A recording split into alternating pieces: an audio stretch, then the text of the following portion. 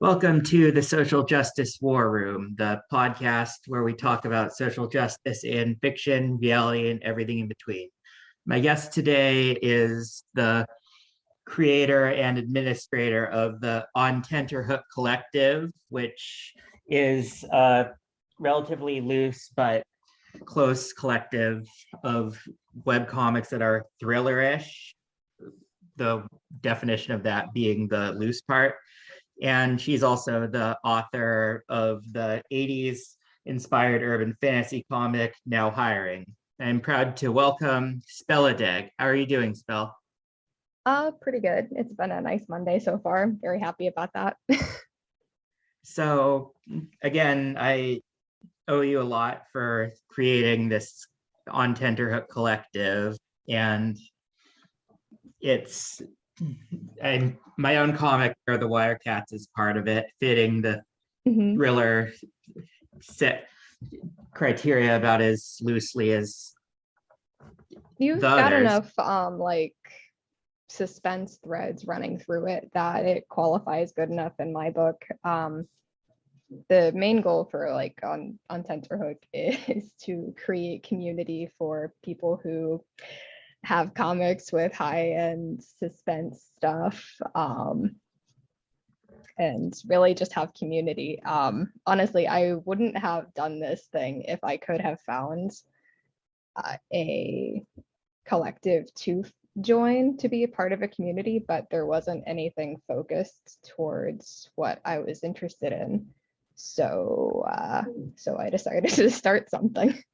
Well, it's worked out pretty well because you've recruited a lot of different creators whose works, while all having that thrillerish criteria, are extremely diverse. There's slice of life with elements of like sleep-related horror and something like Here I Lay Awake. There's like military dystopia in some of them. And I guess one of the main threads is that they're all like long form comics, that they're not. Yeah, they're not anthology focused. Yeah, I don't think that Ontenterhook will be focusing on anthology type works or like small self-contained episodic works in general. It's a lot harder to get like a consistent thriller thread through there. What's been really exciting is we've almost doubled our numbers since last submission period when this thing first started. Yeah, that's great. And the Discord has been very active. Oh, and yes. There's been some degree of community event, though not, like you said, you aren't organizing anything as big or as strict like an anthology at the moment. Nah. Yeah. I do think that it would be cool in the future. There's a couple of different fiction, like just prose fiction thriller associations in this area where they raise funds for the collective by publishing like crossover work. They'll pair up different authors and then have them work together with their respective characters and just write little short stories. I think something like that could be fun in the future, but that's going to be a few years out. Yeah. Well, for now, when there's just like a loose suggestion that everyone draw their characters in crop tops. Oh yeah, definitely. I'm very excited for that. That's going to be a fun April Fool's. Yeah. So I've gone my entire life up until now without ever hearing the phrase on tenterhooks. What are the origins of that? Okay, so on tenterhooks is an old British phrase, I believe, and it comes from like leather drying and skin drying. You would hang your skins or like duck cloth that you needed to like prepare on these hooks. They were the tenter's hooks because they're actually pretty close in shape to like tent spikes. Very sharp, don't get stabbed by them. but it's the cloth or the skin would be held taut until it dried entirely. That way, when you come back later, it's stretched into shape, it's stuck there, but the whole time the cloth is held in a state of tension. And so it came to be associated with tension and anxiety, because if you lose tension in one area, then it's probably going to go flying. Yeah. And even though I didn't know the origins of the term until now, the mouthfeel of Ontenterhook is really good and appropriate for the collective. Awesome. I'm glad. And one thing that I've also appreciated is that it's a very inclusive collection in terms of nationality and gender. It's been really cool to see just how many different varieties of story and author are behind things. Honestly, I wasn't expecting this big of a diverse group. I'm very happy. I just want people to tell stories and come together. That's pretty much it. Yeah, so going to your own comic in the collective, Now Hiring, which I've been happy to reread a couple times for this. Woo! You mentioned that the main character, the deeply disenfranchised alien war refugee Max, is someone you had created long before you create a story to match him. Yeah, he started out just as a doodle character like several years prior. He was just well, before I attached a story to him anyway, he was just some angry, tough guy, mercenary man who was edgy and cool, because that's what 16-year-old me thought was really, really interesting at the time. I have since nerfed him, which is how he came to be the way he is. Yeah, it's hard to imagine that with when the strip opens where he's depressed and impoverished and constantly supplicating himself to get whatever work he can. Yeah, it's quite a change. Oh shoot, I had a train of thought. It has escaped me. But what I am very excited about with Now Hiring is exploring the terribly confusing and interesting gray areas where if there is not sufficient infrastructure set up for people, they will find what they need in less than ideal ways, because things get better for Max, ironically, when he's working for the bad guys, as media would typically paint the mob. What's really, really interesting is how organized crime like entrenches itself in communities by doing things like forming the unions, funding hospitals, funding schools, doing all of these things and pointing out all of the weaknesses in existing infrastructure. So I'm having a fun time exploring that. Unfortunately, it is somewhat to Max's expense. So as I'm hearing this, I'm thinking how very, very appropriate it is that this is set in an alternate 1980s, the decade of Reagan basically shredding our social safety net. Yeah, it was placed in the 80s on purpose, specifically 1983, because that marks the beginning of the war on drugs, which ultimately caused a lot more harm than good.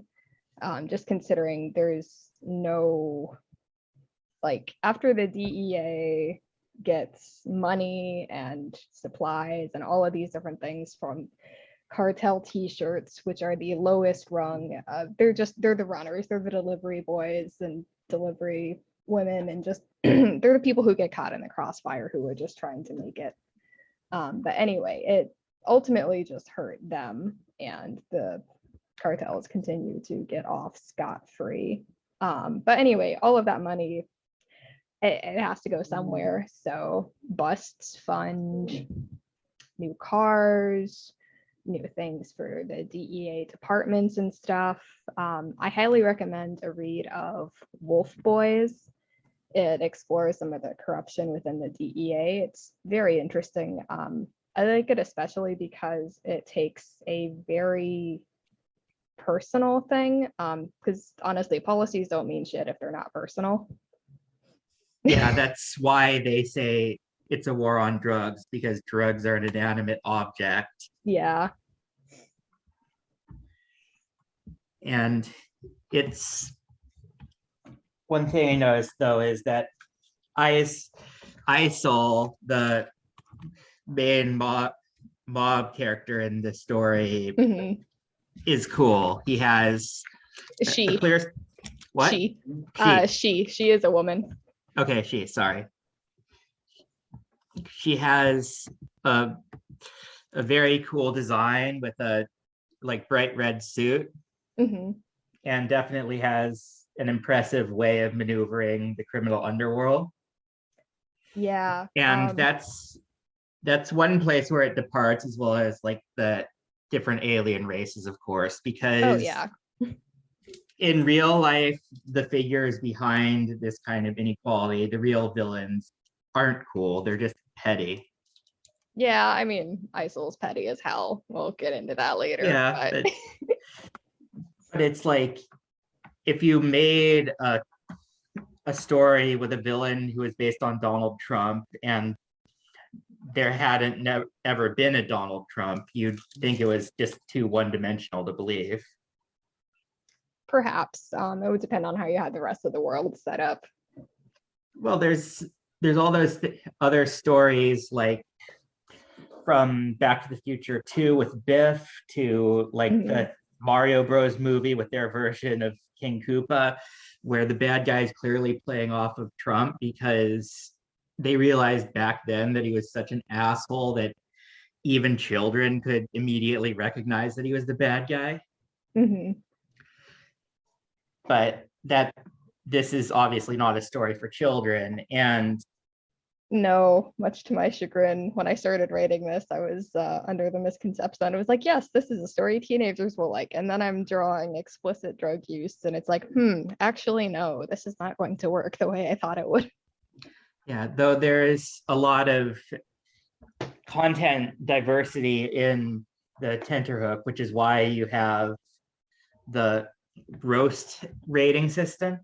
Yes, the tonality system based on coffee, because it's easy to, well, it's simple. I like simple things. And it's pretty self-explanatory, which is really, really what the purpose of it is. But yeah, you start in like light and light medium roast and go all the way down to dark roast. And the difference in light subject. roast is in terms of like what would trigger alarms from traditional content warnings for sex, violence, and profanity, not in terms of story intensity at all. Well, it's about like the overall tone of the story, because a story can cover very difficult topics without strictly like explicitly showing them. You could have a story that has like drugs or abortion or like immigration, any of these interesting hot button topics, but like, it's really about how you handle it and how you go into it that decides what the tone rating is. Like the Dome, which is a story in Ontenterhook. Oh yeah, I just read that. That's really great. It's really good. Has a lot of like interesting themes going on, but it isn't like all explicitly shown. It doesn't show you the beat by beats of everything. It relies more on the emotional play, which is really cool to see. Yeah, and I try to make Wirecats about the same content level as like Batman the Animated Series or Avatar's Last Airbender, where they were accessible to kids, but they dealt with much more mature themes, which is mainly because it's a vector for all my lefty politics. And I don't want to have the overt content warnings get in the way of the covert indoctrination, so to speak. I think it's more interesting to explore ideas that way. And ultimately, stories are a playground for exploration, which is what I love about them. Yeah, but that doesn't mean there isn't room for explicit stuff. Oh, definitely not. I've got drugs. There's a few titties that'll show up eventually, but oh no. Yeah, and I mean, there is a sequence where Max is clearly contemplating jumping off a bridge where, He's actually not. He's just trying to figure out what he's gonna do now that he yeah, came well, across. But the onlooker, 70s Uncle Man, there are good people in my comic, believe it or yeah, not. 70s Uncle Man is great. He's got Yeah. like the gray mullet and mustache combo Mhm. that you see on the old Solid Snake. Oh, I actually didn't know that. That's pretty cool. Yeah, I also associated him with Victor Sullivan from the Uncharted games. Just Mm. like very much an of the time Mhm. style that is marked by the person having been alive at the time by them being older. Mhm. Yeah, I wanted him to look like a greasy old man, but like a good greasy guy. Not a bad greasy guy, but also still in love with disco. You could probably put good greasy as a review quote on for the collective in general. Good greasy man, as Yeah. opposed to the bad greasy man. Yeah. So Mhm. you say you've been drawing since high school, if not earlier. That's when you came up with Max. But Um, yeah. but obviously your work's become a lot more complicated and impressive since then. And I know there's a lot of texturing on the pages, even though it's mostly black and white with some limited color splashes. You see like splatter effects and the kind of Mhm. creasing of an organic canvas. Is Yeah, it I used to do all of my storyboarding and stuff traditionally. I do it digitally these days on an iPad because it's a nice, easy format. But I do all of my pages digitally, and this comic actually started out as a full color work, but I was working full time at the time, and it was a mess. It was an absolute mess to try to balance doing that. So I made the difficult decision to switch to black and white or limited color. And that's when I realized I needed to actually learn how to ink things nicely. So I studied and did the grind for a while and started to get good, thank goodness.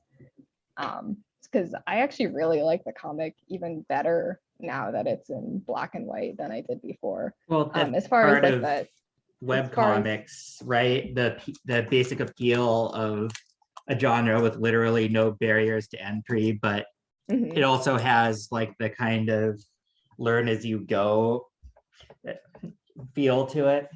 Yeah, yeah, eventually I'm gonna go back and remaster some of the dialogue and stuff, but I'm not worried about that until I start thinking about print runs and stuff like that, because I picture this as a printed work. As far as like the texture and stuff that I have, it's just a photo of some watercolor paper that I have overlaid with some splotches and stuff. Oh, nice. It helps because I can use it to up the ambience and do different things depending on what I need the story to do at any given time. Yeah, and it's you've also put a lot of effort into the backstory of this being a fantasy world where there are aliens like Max Mhm. who are refugees from From the Swathi battles. Valens. Yeah, Yes. and you've also done quite a bit of material explaining like the biology of the different alien races and what they look like on the inside. Is Hmm. that going to appear in the collected physical editions, do you imagine? Uh, Sorry, when you say collective physical edition, what do you mean? You say you want to print it at some point, Oh, right? yeah. I mean, it'll probably be like something you can flip through in the back of a graphic novel print. Like, wow, here's how it works. I do plan to use the artwork in a later chapter because no one in my comic is without their woes. Yeah.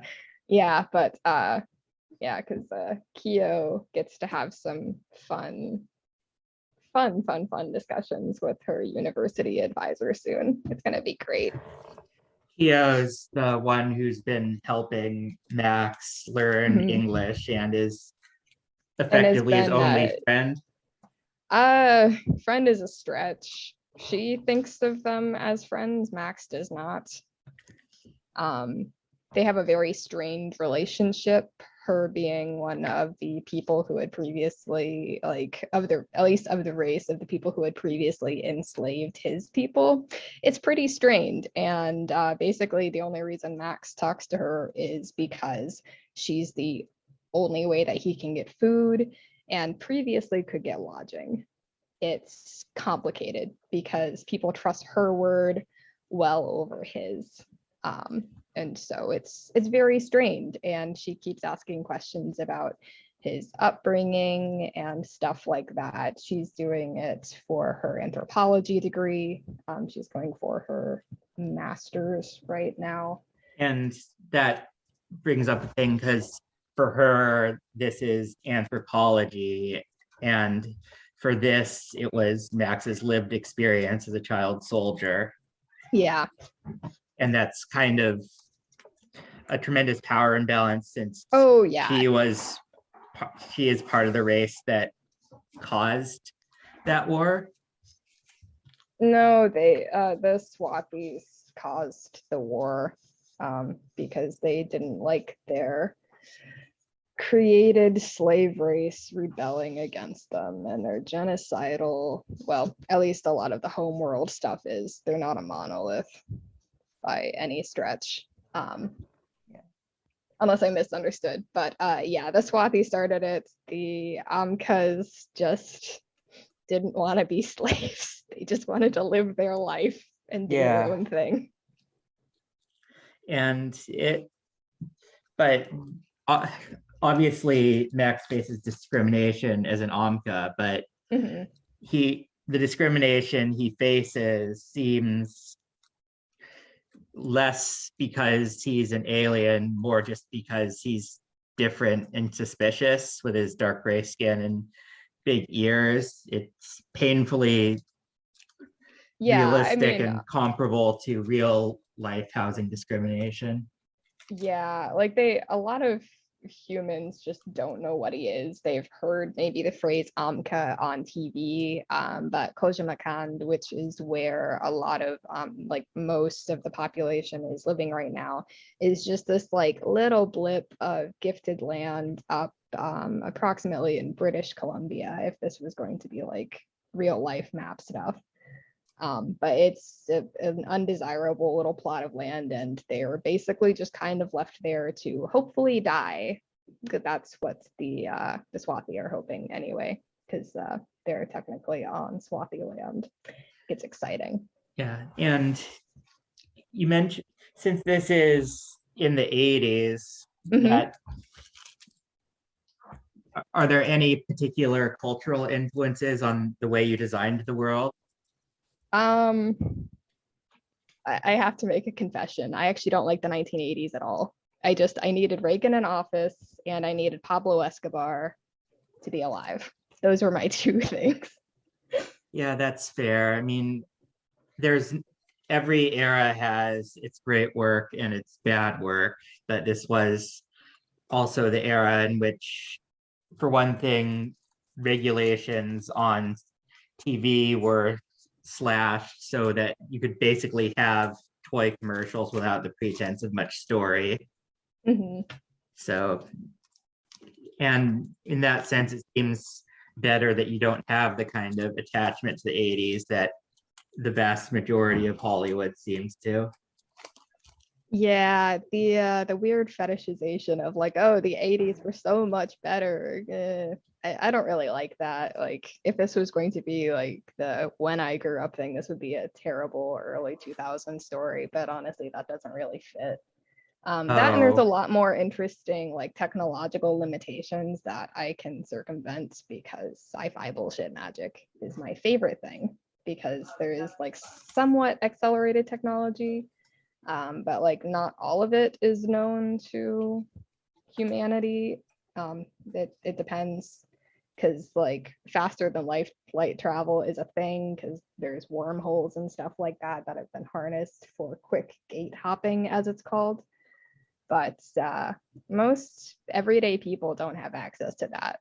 They're hard to get to. So like the technology's there, it is just prohibitively expensive. That's another thing that's hardly far-fetched, even when it doesn't involve wormholes. Yeah.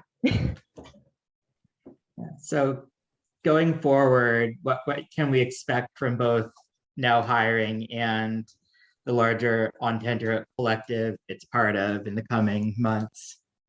Lots more shenanigans and hopefully some upcoming interviews. I've got to talk to some people, but I'd like to conduct like interview review sort of things, not unlike Ink, Sweat, and Tears, an affiliate link that we have that is also a webcomic review blog.